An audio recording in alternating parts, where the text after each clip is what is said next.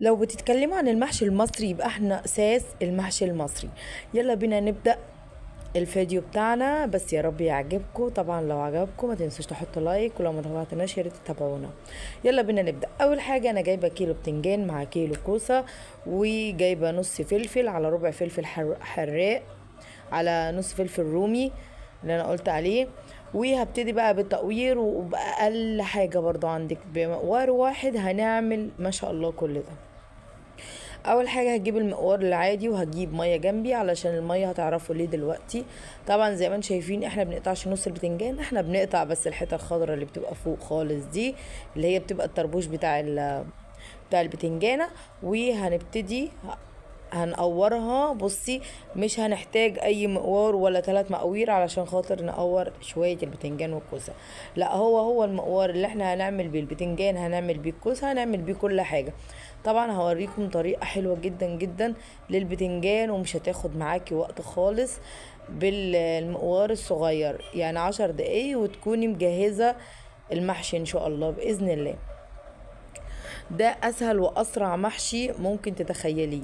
طبعا زي ما انت شايفة المية انا جايبها علشان هنزل بالبتنجان الاسود على طول في المية، يعني هقور من هنا البتنجان وهروح نازلة بيه على طول في المية. والكوسة هتكون نفس النظام علشان الكوسة بيبقى فيها رمل، وطبعا لازما تتغسل كويس جدا جدا. يعني بعد ما بحطها في الحلة كمان فيها مية، لا باخدها تحت الحنفية الكوسة لوحدها، وببتدي ان انا اغسلها كويس جدا جدا علشان الرمل اللي بيبقى فيها. طبعا زي ما انتم شايفين انا بقور، يعني التقوير دون ما بياخدش في ايدي 5 دقايق، وبكون مخلصة الكمية. حتى لو كمية كبيرة بخلصها برضو بنفس الطريقة، ما بستعملش كذا مقوار. وبكده خلصنا البتنجان، يعني خلصت تقوير البتنجان كله. هبتدي بقى ان انا اخش في الكوسه، وهوريكم حاجه حلوه جدا جدا برضو في الكوسه.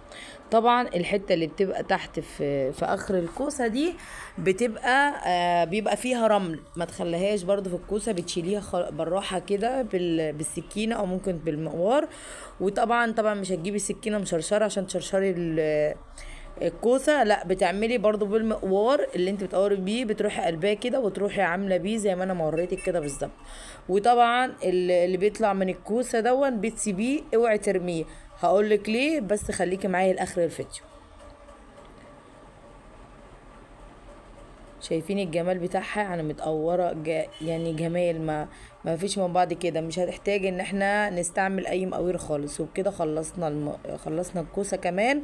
وطبعا ما شاء الله دي الكميه اللي احنا عملناها، والفلفل. وطبعا ده اللي فاض من الكوسه اللي قلت لكم ما ترموهوش. هروح بقى اغسلهم كويس جدا تحت الحنفيه وارجع لكم. وخلاص كده غسلتهم، وطبعا رجعت لكم وحط عليهم ملياهم ميه. طبعا انا بوريكي ان انت تغسليها كويس جدا جدا الكوسه. هسيبهم بقى منقوعين في الميه شويه، وبعد كده هروح اجيب بقيه الحاجه اللي انا هعمل بيها. اول حاجه طلعت البتنجان، صفيته من الميه في اي مصفى عندك. وهبتدي ان انا اركنه دلوقتي. هبتدي ان انا اخرط الخضره. بتجيبي كزبره وشبت، كزبره والشبت، كزبره والشبت. اديني قلت لكم اهو كزبره وشبت بس اللي احنا بنستعملهم في الوصفه، والوصفه دي فلاحي يا جماعه، ما بنزودش بقدونس. الكزبره والشبت عايزه تكتري في الاكله دي، تكتري الشبت اكتر حاجه تحطيها هي الشبت. لكن ما تحطيش بقدونس خالص. طبعا انا كنت مجهزه الطماطم، كانت الطماطم جاهزه عندي، اللي هي بصلتين كبار، عليهم كيلو من الطماطم، عليهم كيلو من الرز. هروح نازله عليهم بالشبت والكزبره اللي انا قلت لكم عليهم، وهديهم تقليبه كده. طبعا هروح حاطه الاول الرز والصلصه بعد ما تتسبك وكل حاجه، هروح حطها على النار، اروح مديها تشويحه كده، وهبتدي بقى في الحشو زي ما انتوا شايفين يعني بالطريقه دي. بصي هقولك على حاجة، اللي يقولك ان مستحيل ان الرز يطلع من المحشي، اعرف ان ده كله يعني فاكس مش صح. الرز طبعا مهما يعمل عشان خاطر بيدي غلوة واتنين وتلاتة على النار، بيطلع الرز غصب عنه من المحشي. زي ما انت شايفة بسم الله ما شاء الله خلصت كمية البتنجان. هبتدي بقى ان انا اخش على الكوسة، وهنمشي واحدة واحدة. وبهذا الاساس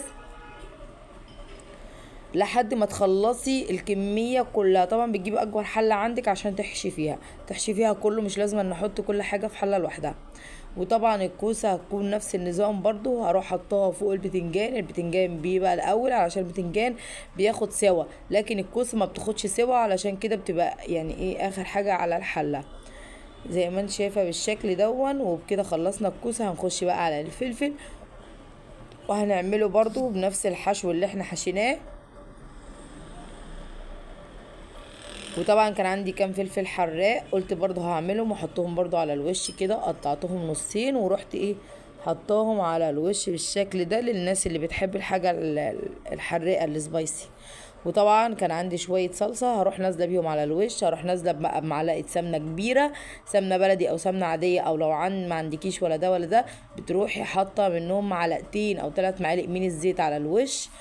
وطبعا هقولك ليه الطماطم الطماطم اللي بنحطها على الوش او الزبدة او اي حاجة بنحطها على الوش، ده بيدي طعم جميل جدا جدا جدا للمحشي، وبيدي ريحة روعة. طبعا ده كانت اول غلوة ليه، وهسيبه بقى على النار مش هيكمل بالظبط تلت ساعة وهيكون المحشي استوى معانا. خلاص كده المحشي استوى معانا زي ما انت شايفة، بسم الله ما شاء الله. الكمية حلوة جدا ان هي كافي اكتر من 6 افراد. هبتدي بقى ان انا اطلعهم. طبعا لو انت هتقدميه مثلا لناس عندك طبعا بتمسحي الرز من عليه، بس عشان خاطر ده لينا مش لحد هقدمه ليه، بوريهولكوا يعني على اساسه، ولا همسحه ولا اي حاجة. انا بوريكم المحشي بيتعمل ازاي، يعني باصول المحشي كده كده. الرز هيطلع برضو بره يعني هيطلع براه، مش هيفضل جوه. يعني اللي هيفضل جوه هو اللي هيملى المحشي.